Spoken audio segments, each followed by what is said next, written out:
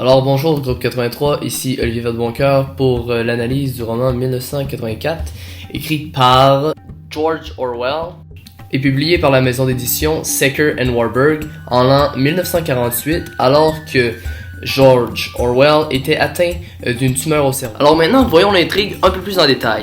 Winston Smith est un citoyen ordinaire de Londres, en Océania. Il vit une vie bien triste dans un quartier pauvre et délabré de la ville. Les citoyens sont surveillés 24 heures sur 24 par les télécrans, sorte de caméras de surveillance. Le travail de Winston consiste à corriger les œuvres et les livres historiques afin que toutes les informations correspondent au dire du gouvernement, le fameux Big Brother. Une cloche lui sonne toutefois à la tête. Le gouvernement ne serait peut-être pas ce qu'il prétend être. Il décide alors d'écrire un journal intime regroupant ses idées et ses inquiétudes face à face au gouvernement. Entre-temps, il tombe en amour avec une dénommée Julia, avec qui il se joint pour combattre le Big Brother. Il contacte alors un haut gradé du gouvernement qui les met en contact avec la Fraternité, un groupe de résistance.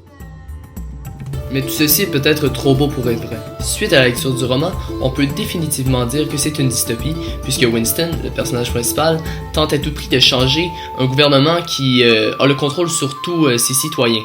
C'est donc dire que c'est dans un monde froid que prend lieu ce roman, et c'est exactement ce qu'est une dystopie, alors que tout est détruit, c'est un monde apocalyptique, etc. Voici donc un extrait de 1984. Ce qu'il allait commencer, c'était son journal. Ce n'était pas illégal, rien n'était illégal puisqu'il n'y avait plus de loi, mais s'il était découvert, il serait, sans aucun doute, puni de mort ou de 25 ans de travaux forcés dans un camp. Maintenant, passons à l'appréciation de l'œuvre.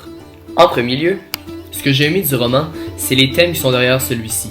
En effet, l'auteur cherche à nous faire comprendre que les gouvernements totalitaires tels que les nazis en Allemagne avec Hitler et Staline en Russie ne sont pas la voie que doit prendre le monde. On doit plus opter vers des gouvernements démocratiques tels que le Canada ou les États-Unis, la France, etc. En deuxième lieu, ce que j'ai aimé du roman, c'est le langage utilisé par l'auteur pour décrire ce qui se passe durant le roman. On sait, le roman est un roman très sombre et on utilise un langage soutenu, des verbes au passé simple, des mots comme pleurs, remontrance, succession, etc. Permettent vraiment d'observer que le roman est adressé à des adultes ou à des jeunes adolescents.